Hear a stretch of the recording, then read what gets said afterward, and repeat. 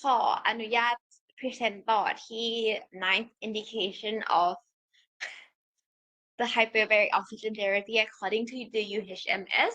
So the ninth indication is the sudden sensorial hearing loss.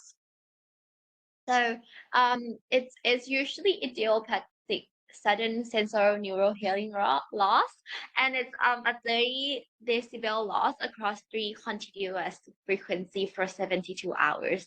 Often it comes with tinnitus and vertigo, and it is accounted for up to 90% of sudden sensorineural hearing loss. It has a vascular and inflammatory mechanism, which is a lead hypothesis for cochlear and strial ischemia and oxidative injury.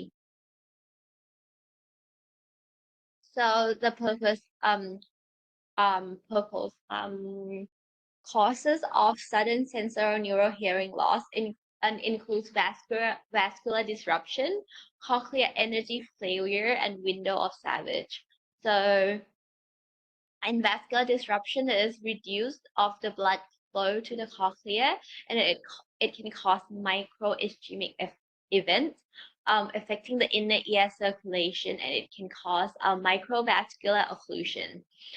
In cochlear energy failure, the hair cell of the ear has high oxygen demand, so the ischemia and the Ross injury of the outer and inner ear can cause the energy failure. And then lastly, the window of Savage is it can, like, these cells and tissue can recover up if the oxygen depth is promptly reversed. That's why we put them in the hyperbaric treatment. And the causes involve inflammatory process as well, and the viral infection can be one of the causes as well. So I'm just gonna try to go through this quickly. So I'm just gonna skip to the role of the hyperbaric oxygen therapy of the sudden sensorineural hearing loss. This involves super oxygenate the cochlea, and then it rescues energy failure in the hair cell by supplementing a lot of oxygen. And then it has microcirculatory effect as well as anti-inflammation and oxidative stress modulation. So it is used as an adjunctive treatment with corticosteroid as the initial therapy. It can be used within the first 2 weeks of the symptom onset, or if the in the cases of the intratympanic steroid therapy, it can be used in the 2 to 6 weeks after the onset of the symptoms. So we may refer or offer a hyperbaric oxygen therapy treatment in combination within the first 1 month of the onset of the sudden sensorineural hearing loss, basically.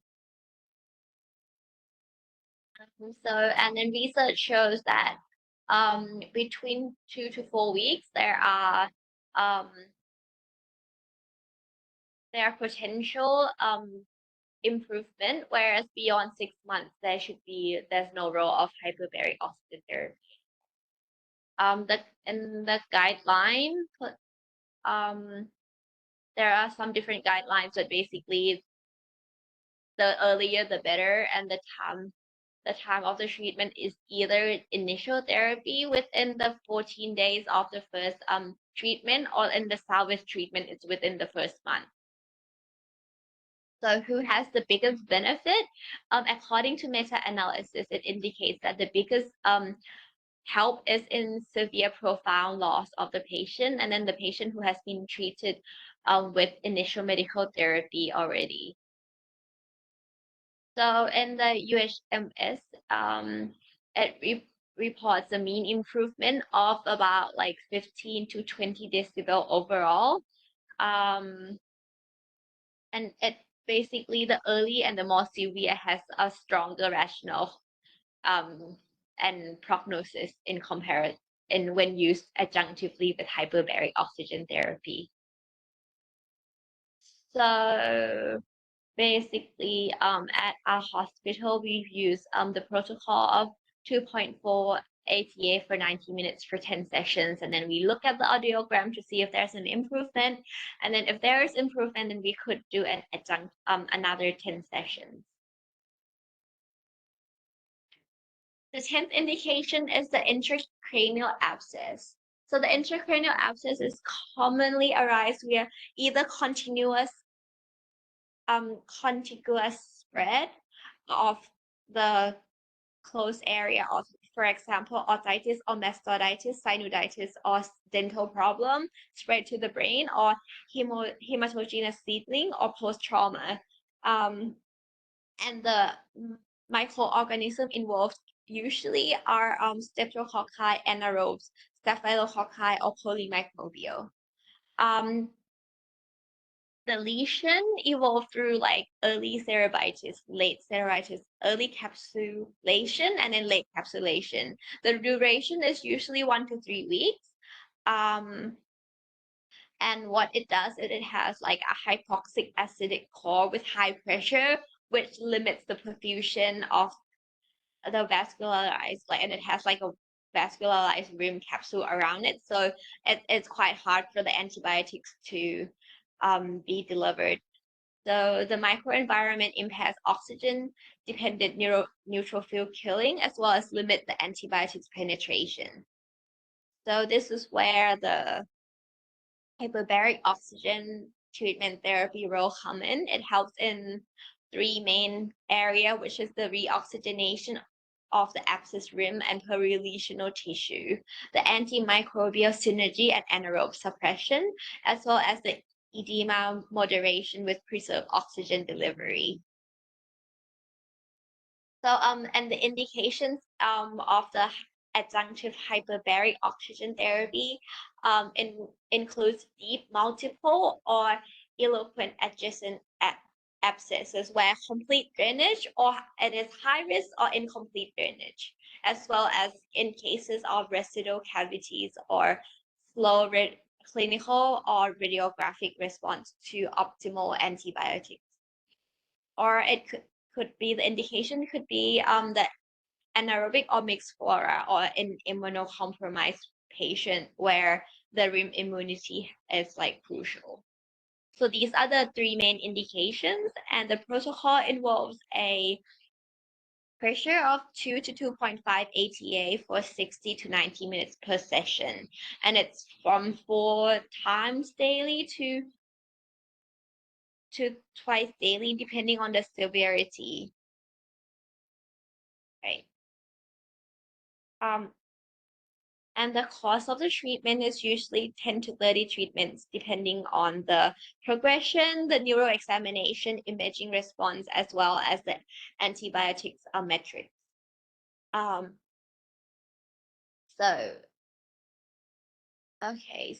then the 11th indication of the UHMS is necrotizing soft tissue infection. It is a rapidly progressed life-threatening bacterial infection characterized by intensive destructive soft tissue. It involves fascia, subcutaneous tissue, and muscle. It has a very high mortality and morbidity rates. There are 3 types. So type 1, 2, and 3. Type 1 is a polymicrobial. So it has like bacteria, and usually happens by like trauma or surgery.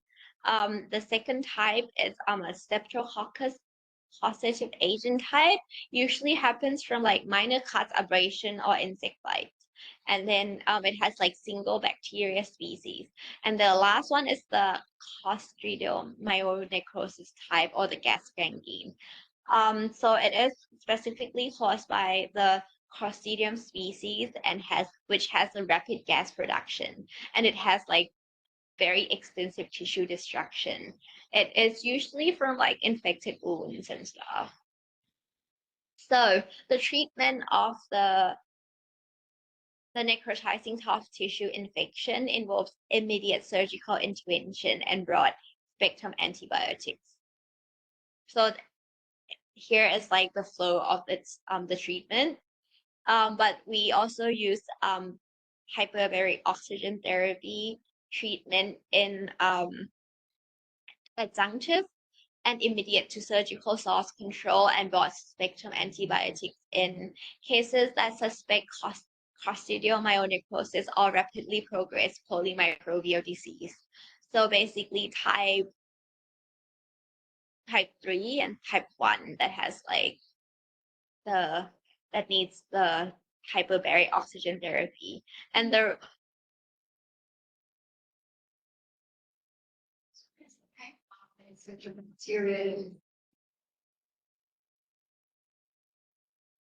it's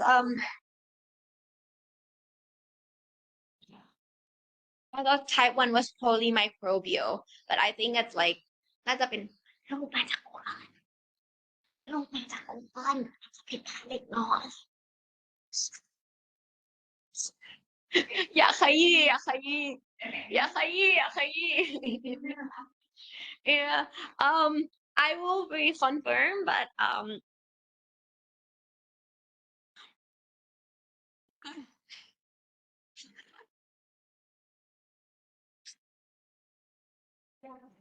ไม่น่าได้ทันอ่านด้วยอ่ะแต่ว่าที่เขียนถูกแล้วใช่ไหมแกงกรีด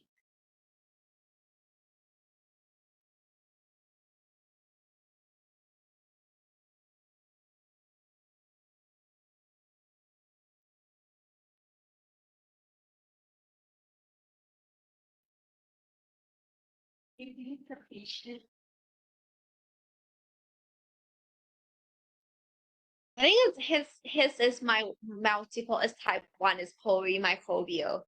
So it's like multiple bacterial species, and according to the flow, it needs aggressive debridement, resuscitation, and like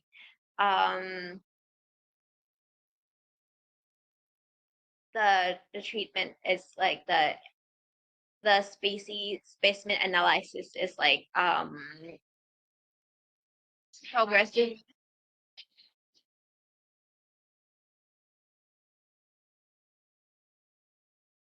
He has mixed anaerobe and anaerobe because he has like 8 multi like microorganisms.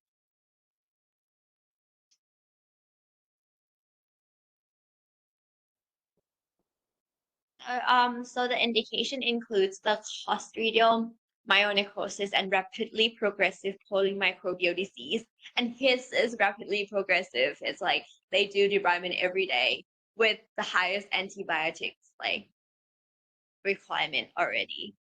And so the role of hyperbaric oxygen therapy that helps with necrotizing soft tissue infections includes superoxygenation of the hypoxic tissue.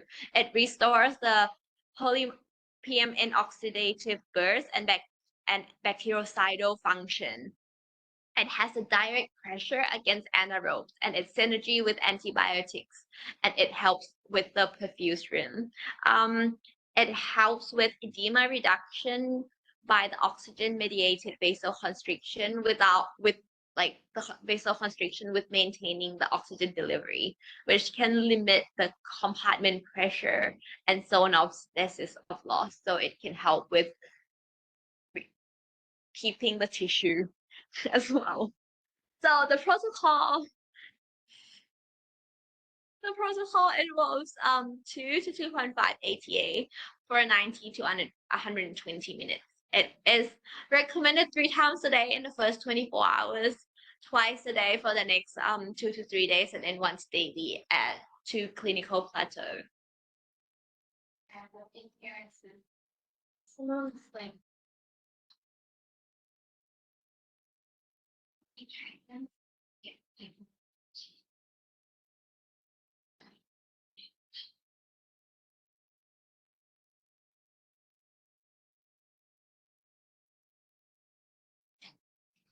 In most cases, you do early hyperbaric oxygen therapy after the first debridement um, adjunctively.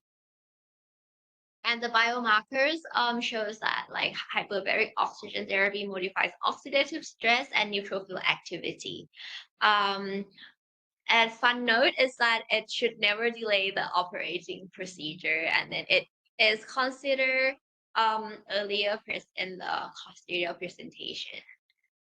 So yeah, so ก็ได้นะพี่แคนดี้ว่าแต่ว่าก็ต้องให้สารอันเนี้ยถ้ามันเป็นของอันต้องให้สารคอนซัลท์มาถ้าเกิดเป็นของเราอ่ะจะเป็น DCS แบบ treatment of DCS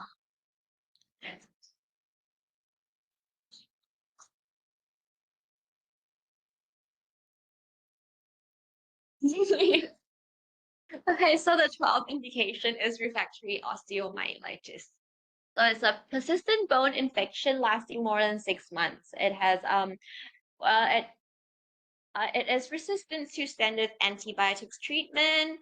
It has like necrotic bone tissue. It has compromised blood supply to the infected area. It is potentially like chronic or recurring infection. It is very high risk for long-term complication, and the bacteria form like a protective biofilm so that antibiotics doesn't work as well. The bone tissue like already experienced some loss, like the loss of blood circulation, and the immune response become like compromised already. So it is the cases that the healing mechanism are significantly impaired. So the treatment usually involves surgical debridement and targeted antibiotic therapy. Our role in oxygen and adjunctive treatment is for oxygen delivery. So it dramatically increases oxygen concentration in the infected bone and tissue. It helps penetrate the area with compromised blood circulation, and it creates inhospitable environment for anaerobic bacteria. So it has like a biologic effect of enhancing the blood circulation and the killing capacity. So it's like the picture. And then it stimulates new blood vessel formation, promotes bone and tissue regeneration, and it reduces inflammatory response and support collagen production and wound healing. The indications are chronic and refractory cases after proper debridement and culture-directed antibiotics, or when the extensive resection is contraindicated areas, such as the cranial, the vertebral, the sternal, or in pediatric cases. The protocol involves 2.0 to 2.5 or up to 3.0 ATA of hyperbaric oxygen therapy for 90 to 120 minutes once daily for 5 to 7 days, and typically 20 to 40 sessions depending on the response or the surgical plan. The 13th indication is in severe exceptional anemia. So it is a life-threatening oxygen deficit when transfusion is impossible or refused. Have you guys had cases like that in the US ever? Have you heard? Yeah. It's 4 years and yeah, patients a year. And my God, and the BD super fine. Being improvement. People may just get, but yeah.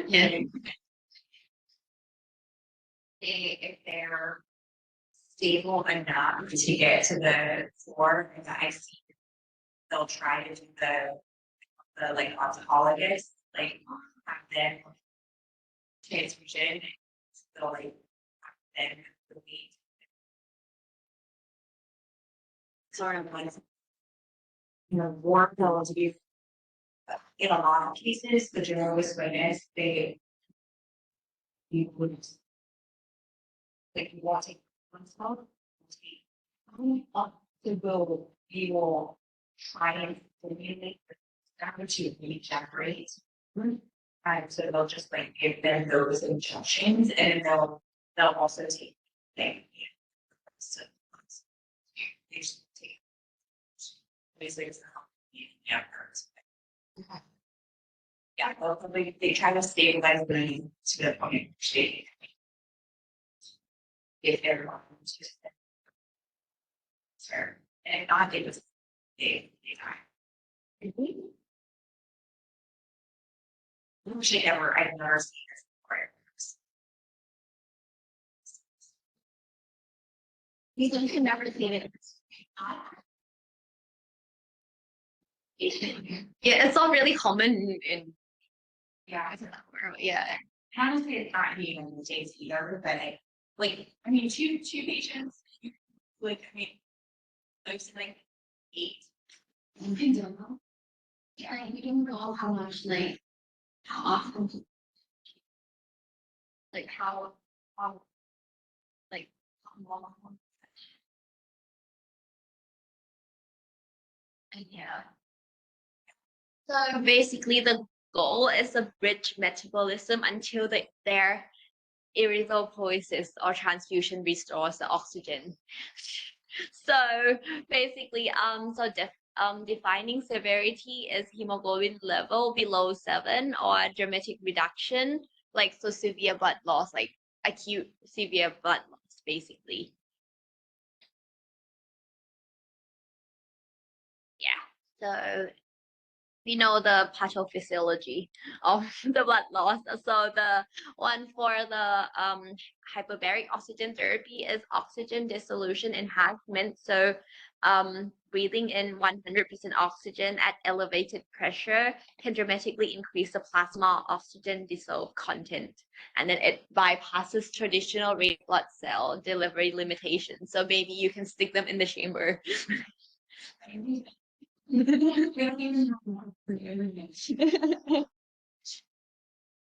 So if that ever happens, do let me know how it goes. Yeah.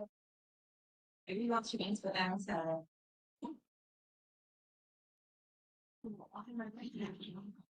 ฮะฮะตรงไหนอ่ะไม่มีที่จิ้มแล้วอ่ะไม่มีที่จิ้มตอนที่คันนี้จิ้มหมดแล้วอ๋อพอก็ไม่เห็นว่าไอ้เสีย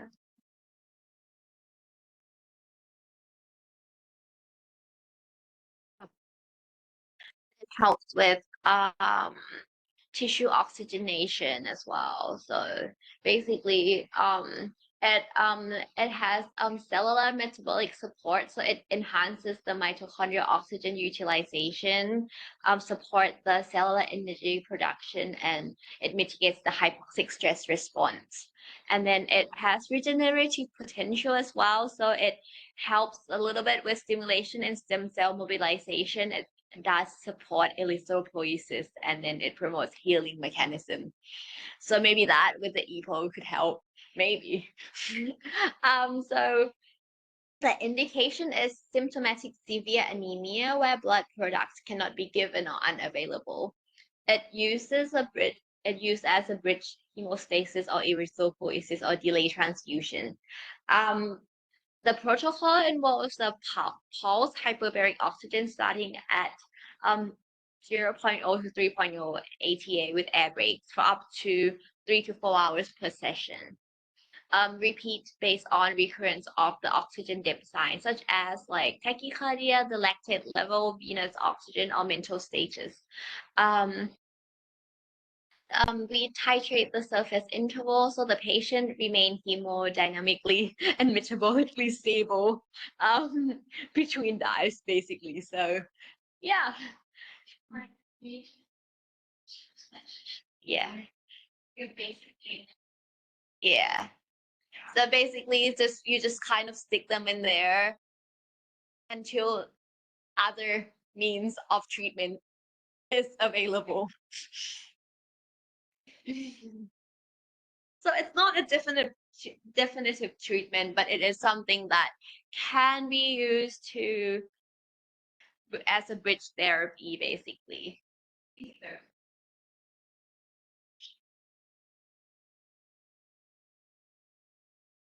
Like I think in my lecture previously, it was like a very long time ago when it's like in very rare but like type that you need to like transfer the blood type like very far. It's very hard to find. They kind of stick them in there until like anything else is possible, like became available. Mm. In one location or it is on a bay that's 10 hours to get you. To get you to the gator.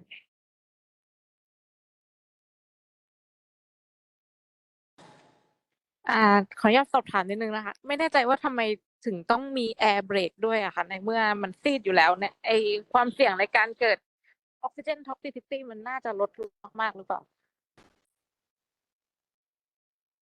เพราะทำไมต้องมี air brake with air brake ในเมื่อความเสี่ยงของออกซิเจนท็อกซิซิตี้มันน่าจะลดลงอยู่แล้วเพราะว่าร่างกายมันก็ไม่มีออกซิเจนเท่าไหร่ไม่รู้ ครับขอตอบอย่างนี้ครับ หมายถึงว่าเอ่อให้ตอบเป็นภาษาอังกฤษภาษาไทยก่อนก็ได้ก็คือ airbag เนี่ยเวลาเรากลัวนะครับเราจะไม่ได้กลัวในเรื่องของ CNS O2 toxic O2 tox แต่เราจะกลัวpulmonary O2 tox อะครับแล้วก็ถ้าสมมุติว่าเขาต้องเข้าเซสชั่นด้วยการออกซิเจนแรงดันสูงเนี่ยเป็นเวลานานๆหลายๆเซสชั่นหลายๆครั้งเนี่ยมันมีโอกาสเกิดการสะสมได้ครับเราเลยต้องมีในเรื่องของ air brake ที่ขั้นเพราะว่าถ้าเราไปดูกราฟเนี่ยจริงๆตัวของ pulmonary O2 tox เนี่ยมันจะเป็นลักษณะของการ accumulate ไปครับแต่ถามว่าทำไมแอนิเมียมันซีดอยู่แล้วการนำออกซิเจนอันตรงนี้อาจจะเป็นเรื่องของ safety margin ที่วางเข้ามากับตัวของแชมเบอร์ด้วยครับ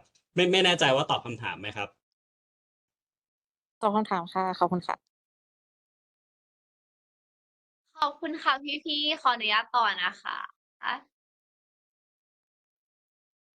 โอเคค่ะ so the 14th indication is the acute thermal burn injury so we have like the classification of the burn that we know about and it has like a classical zone of coagulation stasis and hyperemia so the pathophysiology involves the immediate tissue response, systematic inflammatory response, and microcirculatory disruption. The indications is adjunctive to major burns, partially with compromise or perfusion or graft viability or inhalation injury as well. ขอโทษค่ะพิมพ์ผิดอันนี้ลืมแก้เฉยๆแต่ว่าโปรโตคอลเป็น2.0 ถึงthe protocol is 2.0 to 2.5 APA for 90 minutes twice daily for the first 48 or 72 hours until clinical plateau or post-grafting stabilization. It should be done with burn resuscitation or escharotomy, fasciotomy as indicated. So early excision, grafting, infection prevention, or everything else should be done. And hyperbaric oxygen is only an adjunct therapy. The last indication is avasculosis. So it's a microvascular compromise of the marrow edema. It can cause marrow edema, fat emboli, microthrombi, impaired osteocyte, osteoblast survival, and hypoxia drive, and it causes collapse progression. It can happen in both traumatic and non-traumatic pathway, as we know. So it can cause it in traumatic pathway. It can be due to like hip dislocation or like femur fracture, and it has compressive hematoma, vascular disruption, and it can cause critical ischemia. Whereas in non-traumatic pathway, it can be due to like glucocorticoid use or drug and alcohol, chemotherapy, or hypercoagulable states. It changes the coagulation, osteogenesis, and adipogenesis, causes endothelial dysfunction, thrombus formation, and then resulting in the critical ischemia, resulting in a vascular necrosis. Risk factor has we have direct association, strong association, and probable association as shown according to Campbell Orthopedics 14th edition. Avascular necrosis will be diagnosed by clinical presentation. It could be asymptomatic throbbing pain at groin on ambulation or during antalgic gait. It could be limited hip range of movement or limb length discrepancy. In imaging evaluation, we can do X-ray, CT scan, or MRI or bone scan. So in X-ray, we can see degenerative joint disease with collapse of the head or arthritic changes, or we see crescent signs or progressive microfracture sometimes as well. So this is the classification of osteonecrosis according to Fincat and Outlet classification. So in different stages, but today we'll focus in the pre-collapse stage and the post-collapse stage because it has to do with our treatment. So in the pre-collapse stage treatment, the goal is to slow the progression of the femoral head destruction and osteoarthritis. So we focus on non-surgical treatment, cord decompression, and bone graft. Whereas after the collapse stage, so the post-collapse stage, the goal is pain-free and good function. So we do a surgical intervention. So in the treatment, we have conservative treatment and pharmacological treatment. So our hyperbaric oxygen therapy falls under the conservative treatment, which also goes alongside with weight-bearing restriction, bed rest, hyperbaric oxygen, and extracorporeal shockwave therapy for rehab. And pharmacological treatment involves statins, antiplatelets, anticoagulation, and bisphosphonates. So our role of hyperbaric chamber treatment in avascular necrosis involves reoxygenate the ischemic bone and the marrow. It increases extracellular oxygen concentration and decreasing edema and pain by inducing vasoconstriction. It also promotes angiogenesis and osteogenesis, supporting the bone remodeling and slowing or preventing collapse in the early stages as well. And it can potentially synergistic with the cord decompression, with reduced bone marrow pressure and increased oxygen delivery to the ischemic cells. So at the indications, in the early stage, so the pre-collapse stage of VCAT 1 to 2 is a primary and adjunct, and then it can, in the third stage, it can be considered in some programs, including it. And it's like a operative adjunct with cord decompression or improved healing. But we also an adjunctive treatment also. So our protocol is 2.0 to 2.5 APA for 60 to 90 minutes.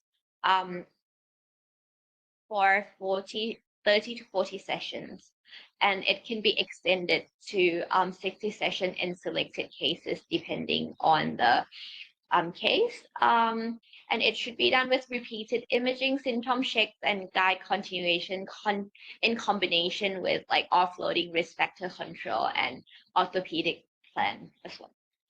ขอบคุณค่ะ thank you.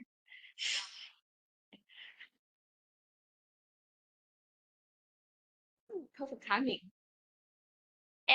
Any question or anyone with specialty in these you mentioned want to add to the presentation or today? So could we back to the sensory neuron hearing loss, right? อย่าทำไมพี่จูคือมันแป๊บนึงนะคะ โอเคเมื่อ ไหนคะเอาสไลด์ไหนคะพี่ติว สไลด์แรกก็ได้ครับ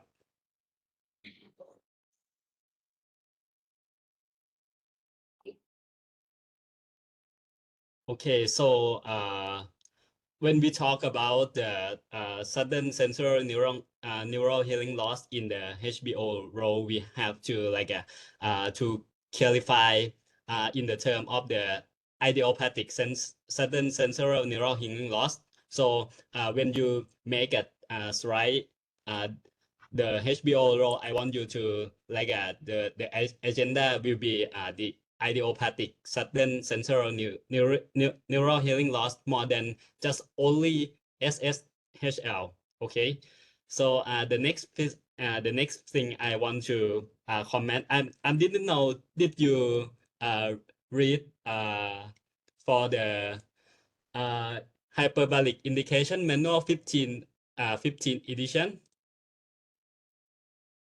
Yeah, I do it from the 15th edition. Okay. So in the 15 in the manual, they will describe the flow chart that how we evaluate like in the brain abscess, like what the candidate of the patient. I think when in the next time when you do the slide like this, I want you to crop the chart from the flow chart from the from the manual to make it easier to understand. Okay. Yeah.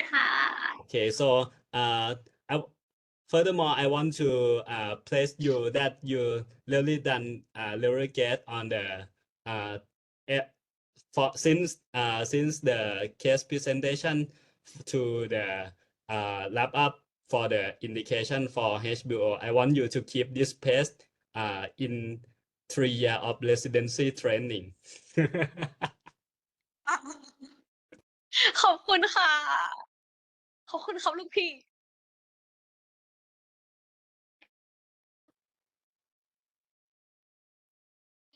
โอเคค่ะ ขอบคุณนะคะ พี่ชูเหรอ มีใครอยู่ในนี้บ้างอะ